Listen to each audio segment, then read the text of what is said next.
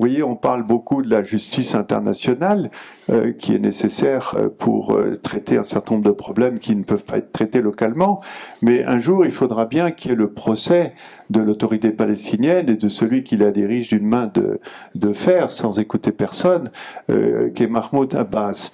Mahmoud Abbas est véritablement le Pétain de l'histoire de la Palestine. Il a accumulé les trahisons en bloquant, par exemple, par 2 fois déjà, des plaintes à la Cour pénale internationale, qui étaient des plaintes parfaitement réceptibles. Et d'ailleurs, il les a bloquées, elles existent toujours. C'est-à-dire qu'un jour ou l'autre, eh bien, elles vont repartir. Mais c'est lui qui est quand même le responsable, personnellement. Et donc, il y a une justice palestinienne qui un jour devra sans doute se prononcer pour ça.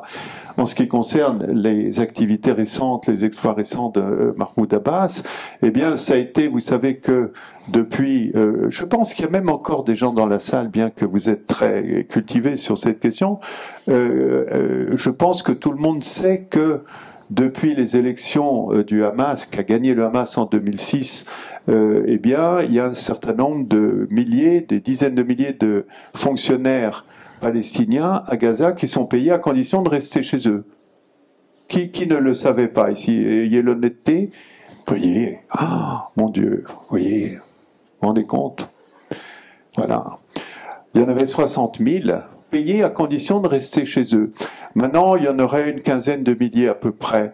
Moi donc, ça fait 10 ans qu'on me montre des médecins, vous vous rendez compte, qui restent chez eux, payés sans aller travailler à l'hôpital, des policiers, des enseignants, des profs des écoles, et j'en ai découvert encore récemment, que vous connaissez, et enfin bref, je passe.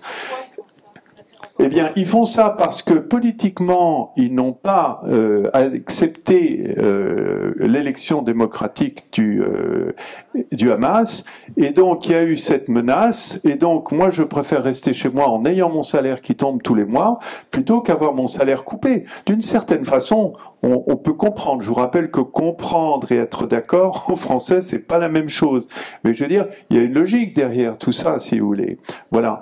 Donc, cette situation, je continue juste quand même. Non. Je dis que à partir du moment où le Hamas a gagné les élections en 2006, il y a eu 60 000 fonctionnaires à Gaza, auquel l'autorité palestinienne, c'est-à-dire Ramallah, a dit « on continue à vous payer, mais vous ne travaillez pas ».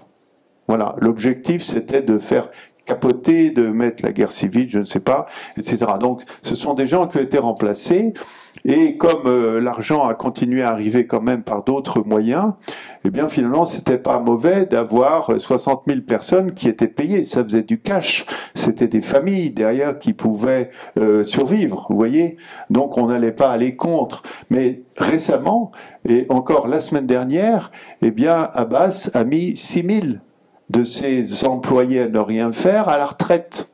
À la retraite, ça veut dire qu'on les paye la moitié, vous voyez. Donc il y a eu des dizaines de milliers de mises à la retraite, et il a commencé à couper les salaires de ses propres fonctionnaires, vous voyez.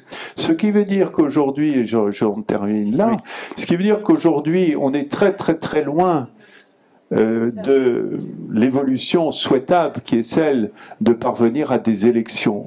Parce que, y compris dans les groupes classiquement Fatah, eh bien, il y a une énorme revendication contre Mahmoud Abbas et contre le Fatah.